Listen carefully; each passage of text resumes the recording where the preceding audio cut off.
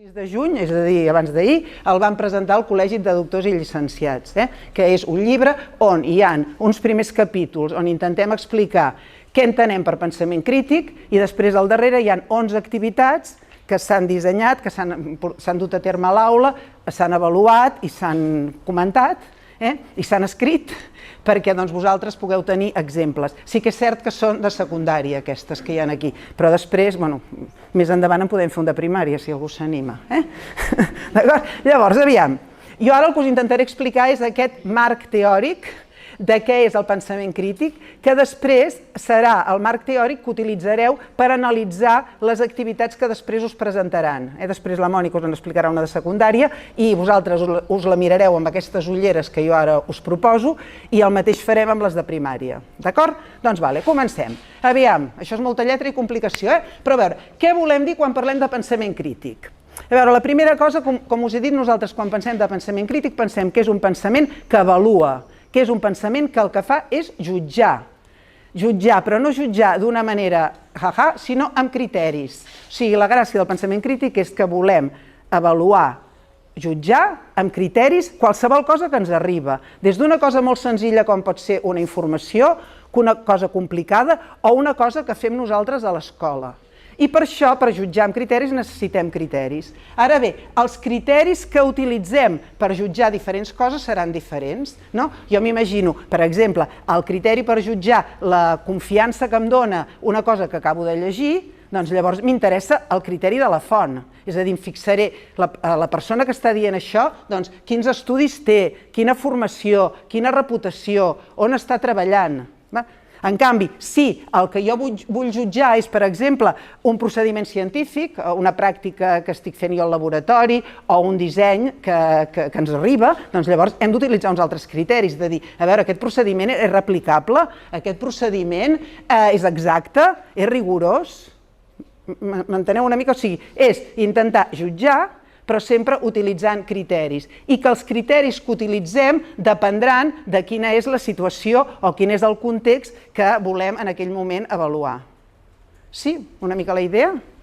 Per tant, aquí tindríem, i per exemple, les argumentacions, que això també en tenim molt, una argumentació, doncs quins criteris utilitzarem? Doncs que sigui clara, que estigui fonamentada, que tingui en compte el receptor, etc. Sí? O sigui, per tant, què entenem per pensament crític? La primera idea és que és jutjar amb criteris. Molt bé, això podria semblar fàcil, però clar, com podem fer que això passi a l'aula? Doncs nosaltres pensem que per això que passi a l'aula hem de fer activitats on els requereixin, mobilitzin i desenvolupin com a mínim 4 coses. Les activitats que generem han de provocar que els alumnes activin habilitats cognitives, ara ho explicaré una mica a poc, disposicions, regulació emocional i metacognitiva. A veure, quan dic habilitats cognitives, doncs això, el típic, sabem que per pensar, en general, les habilitats cognitives són tots aquells processos que utilitzem nosaltres per processar informacions que ens arriben i poder prendre decisions. Una habilitat cognitiva, doncs, què és? Interpretar, analitzar, inferir. Tot això són habilitats cognitives. És evident que nosaltres, per ser capaços de pensar, hem de tenir un cert domini d'aquestes habilitats cognitives.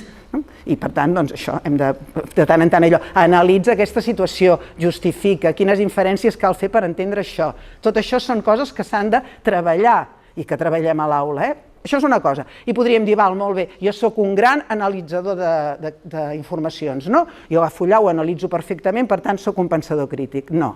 Un pensador crític, a més, ha de tenir una disposició, i això és el que últimament veiem que és més important, és a dir, tenir una certa predisposició a entomar les coses d'una certa manera. Hem d'estar predisposats a prendre'ns les coses amb confiança, però amb una certa precaució, amb una certa, també se'n diu, humilitat intel·lectual. És a dir, la disposició és aquesta manera d'enfrontar-te amb les coses de la vida.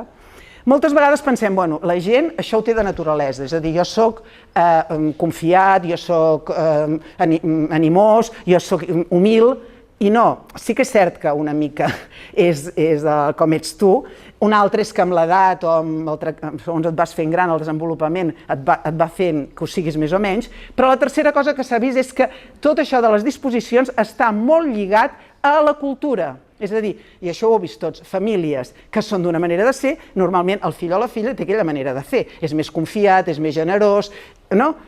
I això, per tant, vol dir que a l'aula nosaltres també ho podem treballar, aquestes disposicions. És a dir, per exemple, si fem un debat i abans del debat fem que l'alumne, el nen o la nena, doncs digui què pensa d'allò i ho escrigui, i quan acabem el debat li diem torna-ho a escriure o torna-ho a dir i que per tant reconegui que ha canviat coses de la seva argumentació perquè ha sentit un company o una companya que ha dit una cosa que l'ha fet canviar, això són maneres de treballar les disposicions i aquesta, sobretot, aquesta humilitat intel·lectual de pensar que no tot ho sé jo. I per altra banda també treballar, no dir faig tot el que em diguin els altres, no? Perquè també amb això s'ha de tenir com un cert equilibri, però no dir jo com penso això, em diguin el que em diguin, no canviaré.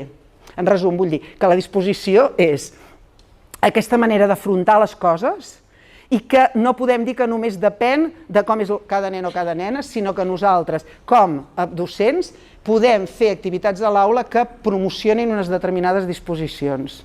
No sé si esteu d'acord. Sí? D'acord? Per tant, l'altra cosa superimportant, el tema de les emocions. Això ja cada vegada més, no? Que les emocions quasi ho condicionen tot. I ara parlaré de les ciències. A les ciències hi ha per una part aquelles emocions relacionades amb el que és fer ciència, que tots pensem, bueno, la ciència és kawaii, tots els alumnes estaran supermotivats perquè estem fent coses sorprenents, coses que els hi agraden, però moltes vegades no, moltes vegades estan frustrats, avorrits, perquè allò que fem no els interessa i tots també sabem que sense aquest component emocional és molt difícil aprendre. Per tant, això independent del pensament crític, vull dir, la cosa aquesta de que les emocions poden impedir un aprenentatge si no hi ha aquest bon sentiment emocional. Però què passa, a més, que amb el pensament crític la gràcia és que moltes vegades els temes que tractem a la classe són controvertits, perquè precisament és un tema controvertit el que t'apel·la a que pensis i que hagis de decidir coses. Llavors, què passa amb els temes controvertits? Que també moltes vegades generen emocions. Segur que us heu trobat a vegades que segons quin tema heu tractat, si hi ha alumnes que són uns determinats costums, unes determinades conviccions, hi ha temes que costen. Nosaltres el que més ens ha passat és amb l'homeopatia. Que treballes l'homeopatia i vols venir a dir que és un cuento, segons com. I clar, hi ha molts nens i nenes que a casa seva la seva mare els dona les gotes d'homeopatia. Per tant, aquí també has de veure com regules aquesta emoció o com fas que identifiquem els biaixos que tenim en relació amb els temes que treballem a classe. Per tant, tenim aquest altre tercer, el tema de les emocions. I l'últim, el d'aquest que n'hi diem la regulació metacognitiva. Perquè això, una altra gran definició que hi ha del pensament crític és que és autocorrectiu. O sigui, la gràcia fonamental del pensament crític és que sigui autocorrectiu. I això què vol dir? Que ets capaç d'identificar els errors del teu propi pensament i del pensament dels altres. O sigui, tu, una persona que pensa bé críticament, en un moment determinat és capaç d'identificar què pensa i per què ho pensa, i per tant pot ser capaç de canviar.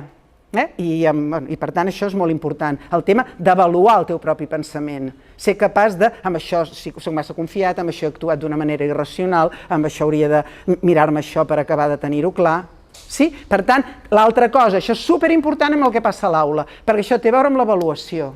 Si nosaltres en una aula promovem activitats d'avaluació on un alumne avaluï amb un altre i per tant vegi, li doni consells, aquest reconegui el que t'estan dient que em pot ajudar. Si això ho fas amb un altre, després li podem demanar que s'ho faci amb ell mateix. M'explico el que vull dir? O sigui, el tema de l'avaluació com una manera molt important d'intentar ser això, ser autocorrectiu. Ets capaç de valorar el treball d'un altre, però ets capaç també d'avaluar el teu propi, saber què penses i com és que penses el que estàs pensant i com pots canviar-ho si convé. Sí? Per tant, un gran rotllo per dir que creiem que en qualsevol activitat que estem fent, i això passaria com tot alhora, o sigui, quan nosaltres estem a l'aula hem d'intentar mobilitzar alhora o de manera específica en determinats moments, però que tot això ha de funcionar. Hem d'estar habilitat cognitivament, hem de promoure aquesta disposició, hem de promoure regular el tema de les emocions i després això, l'avaluar tot el que està passant. D'acord? Molt bé, no s'acaba això, a veure quan porto. Ai, 23 minuts ja? Bueno, hauria d'anar parant, però no puc. A veure, llavors, em queden 3... Llavors, tot això, ho fem, però l'altra cosa que considerem és que el pensament crític s'ha de fonamentar en coneixements, tant en coneixements de ciència com en coneixements sobre ciència com en valors. Per això nosaltres creiem que el pensament crític s'ha de treballar a cada una de les àrees. No som tan partidaris de dir treballem pensament crític en general i després que cadascú s'ho apliqui a l'aula, sinó que és des de les socials, des de les naturals, des de les matemàtiques que s'ha de treballar aquest pensament crític. Perquè és això, serem capaços de pensar críticament també si tenim un mínim coneixement sobre allò que estem pensant. D'acord? Per tant, seria això. I també, sobretot, el tema dels valors. Tot això també està dintre d'aquest mar dels valors i això també és important. I, per exemple, a l'aula, el tema dels valors es nota molt quan triem els contextos d'aprenentatge. És diferent, per exemple, que treballem les energies parlant de les nuclears o que parlem de les energies parlant de la pobresa energètica. O que és diferent, que els contextos que a vegades triem també ajuden a identificar aquests valors de sostenibilitat, de consum responsable, que serien propis de la ciència i de la societat. Per tant, tindríem això, que necessitem que es fonamenti en aquestes tres coses i per tant considerem que s'ha de treballar des de cada una de les àrees. Llavors, tot això que hem dit, com estic dient que això ho fem en uns determinats contextos sovint controvertits i complexos, fan que quan plantegem aquest repte als nostres alumnes, els alumnes facin dos papers. Un que és consumidor de ciència, és a dir, quan han de treballar, jo què sé, això que dic, la pobresa energètica, doncs buscaran informació de què és l'energia, què passa amb la pobresa energètica. Per tant, estan consumint, estan llegint, estan buscant coses i aquestes coses les han d'analitzar críticament. És a dir, això que m'està dient, doncs, quins arguments em dona. Com a consumidor has de ser crític, però també ho has de ser com a productor. És a dir, tu també has de ser crític amb tu mateix quan et diuen dissenya'm un petit experiment per veure si la llum, el color blanc absorbeix més la llum que el negre. Doncs tu també en això has de ser com crític en la teva manera de fer. I com a productor de ciències, doncs també aplicar les mateixes coses. Ser rigorós, ser sistemàtic, ser replicable. Sí? Doncs ja està. Ara ja quasi ho tinc, Per tant, tot això és allò com estos 10 mandamientos, els que sou de religió, aquí està tot el quadre sencer, que per tant veus tot el que requereix, el que es fonamenta, tot això orienta que tinguem uns criteris i aquests criteris els hem d'aplicar tant quan som consumidors com quan som productors de ciències. Per tant, aquí teniu la gran definició llarguíssima que diu què és el pensament crític? Conjunt de processos cognitius, metacognitius, valors i emocionals que permeten participar amb èxit en l'avaluació del coneixement i les formes de conèixer. Ja us ho llegireu a poc, però la idea queda clara, més o menys. O sigui, tot això ho hem de treballar alhora, diríem, però sota aquesta perspectiva, i si ho analitzeu veureu que moltes coses que feu ja estan relacionades amb això, però a vegades és això, posar-hi vosaltres com la intenció i veure com tot això doncs lliga, d'acord? No és per res, però en el llibre està molt més ben explicat, no és perquè us el vulgui vendre, però vull dir que això que us he explicat jo aquí així, allà el llibre està ben explicat, pausadet, ho podeu subratllar i va millor. Llavors, acabo. A veure, quines activitats serien bones? Doncs bé, això és que l'altre dia en aquesta conferència, vam trobar aquest dibuixet que diu, la mestra li diu, bé, estem treballant el pensament crític i li diu, ves només a la web Critical Thinking i clica a les respostes, no?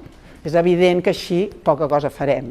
Per tant, hem de pensar que quines activitats, doncs n'hi ha moltíssimes, però que han d'anar en aquesta línia, no? Activitats que promoguin l'argumentació, la lectura crítica, que l'escolta activa, que puguem identificar els nostres biaixos, que puguem analitzar la fiabilitat. Vull dir, hem de fer activitats que, evidentment, no són fer un clic, sinó que promoguin tot aquest munt de coses que diem aquí, que argumentin, balança d'arguments, justificar posicionaments, etc. Ho veieu?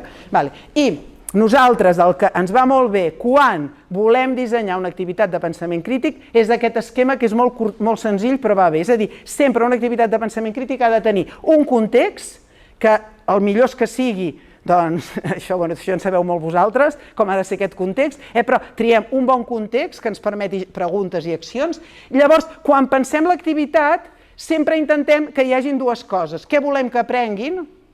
De continguts, de conceptes, de procediments, però també pensem quin element del pensament crític destacarem en aquesta activitat. Doncs dir, mira, és una activitat que va molt bé pel tema aquest de les disposicions, perquè aquí hi haurà molta tal. Aquest aniria molt bé pel tema de la regulació, o sigui, triar algun element per treballar específicament. I llavors, sempre fonamental acabar, que això lliga amb tot el que feu vosaltres, però és molt important sempre fer aquestes preguntes de metacognició. Què he après, com ho he après, per què penso el que penso, què penso diferent del que pensava abans, però sobretot aquesta de per què penso el que penso és molt important en relació al pensament crític, perquè és aquesta que et fa aquest tipus de pensar sobre el que tu penses i et permet, per tant, això que us he dit d'autocorrecció.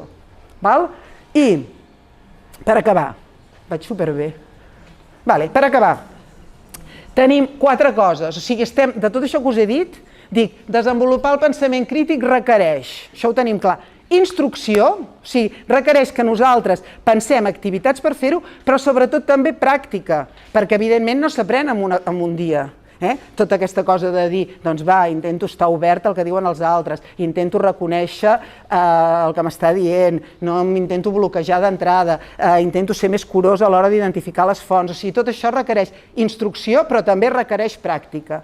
Llavors, quines serien 4 coses? Una, pensem que caldria integrar el pensament crític transversalment, de manera explícita, en tots els àmbits de coneixement i a totes les etapes educatives. És una cosa que no es pot fer només perquè la mestra de quart té aquesta obsessió, sinó que ha de ser una cosa d'escola. S'ha de fer transversalment i a tots els àmbits de coneixement. Això, per tant, és una feina complexa, però que requereix això, a nivell de claustre, decidir d'això què decidim fer i com ens ho repartim i com ho fem des de cada una de les àrees. Segona cosa, s'ha de practicar en els contextos més reals possibles.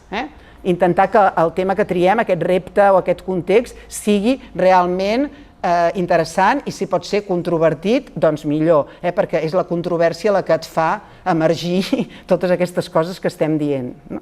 La tercera, que hem d'oferir a l'alumne vestides. Tot això, com sabeu molt bé, els nens i nenes, els nois i noies ho aprenen a fer perquè nosaltres els donem vestides, és a dir, una vestida és allò que necessita una persona tenir al començament perquè no ho sap fer sol, però que anirem retirant i hi haurà un moment que ho sabrà fer sol. Per això seria aquesta idea de la vestida. Per tant, imprescindible el tema de les vestides, ajudar una vestida per fer una bona argumentació, per identificar biaixos, això que dèiem, les balances d'arguments, etc. I l'última, i això és imprescindible, això passarà si a la classe hi ha una atmosfera segura, una atmosfera que promogui la cooperació, la comunicació, que els nens i nenes no pensin que si s'equivoquen farem u. O sigui, això jo crec que de fet és el primer. O sigui, si no hi ha un ambient d'aula que doni confiança a tothom, difícilment podrem dur a terme qualsevol d'aquestes coses. Per tant, això és molt important. I l'altra cosa que també és important és que tot això, que és una altra feina, hauríem de fer en progressió, perquè si diem que ha de ser transversal des d'I3 fins a segon de batxillerat, evidentment hem de pensar què fem diferent o com ho anem fent més complex al llarg que els nens i nenes, els nois i noies es fan grans. No pot ser que estem fent el mateix a primer que a quart, etc. Per tant, també requereix aquesta feina de progressió. D'acord? Llavors, què és la bona notícia? Doncs una bona notícia és que sí que ja hi ha informes que diuen que si es treballa, els alumnes ho aprenen, i això també ha sigut el resultat d'uns informes també de l'avaluació PISA, que ha vist que en aquells països on en els currículums està incorporat, per exemple, ensenyant als nois i noies a identificar les fonts d'una informació, llavors quan se'ls demana a la prova PISA, sí que hi ha aquesta correlació. Per tant, hem d'estar com animats que normalment, i això ho sabem sempre, que si ensenyem les coses i dediquem temps i pràctica, que els alumnes són agraïts i ho aprenen i per tant val la pena l'esforç de fer-ho, d'acord? Per tant, seria això, i llavors ja, no sé, ja per acabar, És una de les últimes frases que surt en el llibre, però que m'agrada, que diu això: el repte que ens enfrontem els docents de ciències i de qualsevol altre implica capacitar l'alumnat no solament a conviure i qüestionar l'allau d'informacions i desinformacions que li arriben, sinó a jutjar-les críticament, tot reconeixent el valor que té pensar bé. És a dir, cal que se n'adonin que quan no pensem críticament som molt més vulnerables. Això no sé com ho hem de fer, però el tema de la vulnerabilitat jo crec que és fonamental en tot això del pensament crític. I moltes gràcies. Aquí us he posat algunes lectures, que està bé, a les dues, quan ho tingueu i cliqueu, són les dues d'un mateix senyor, un senyor que es diu Osborne, que és precisament el que ha fet tot el tema del pensament crític a les proves PISA, però que està molt bé. Un és del Diari d'Educació, que es llegeix molt bé i que el títol està bé, diu: repetim que cal fomentar el pensament crític, però no podem jutjar el que desconeixem. Llavors ell ve una mica a dir com podem fer per saber jutjar coses encara que no sapiguem molt el contingut. I l'altre també és d'ell mateix i uns col·legues, que és un document que es diu Educació científica en la era de la desinformació, que també crec que us pot ser de molt interès. I llavors jo aquí darrere, que ara no ho explicaré, us he posat tot de diferents exemples que podeu anar mirant per veure com es treballen en diferents moments aspectes vinculats en el pensament crític. D'acord? I ja està, aquí s'acabava? Vale, aquí estic. Molt bé, moltes gràcies. I si qualsevol pregunta, em van dir 40 minuts. Has vist el temps? Perfecte. S'ha estat molt bé pel temps. Molt bé. A mi em dieu ràpid, a mi em diuen lent, em maten. Em diuen ràpid, perfecte.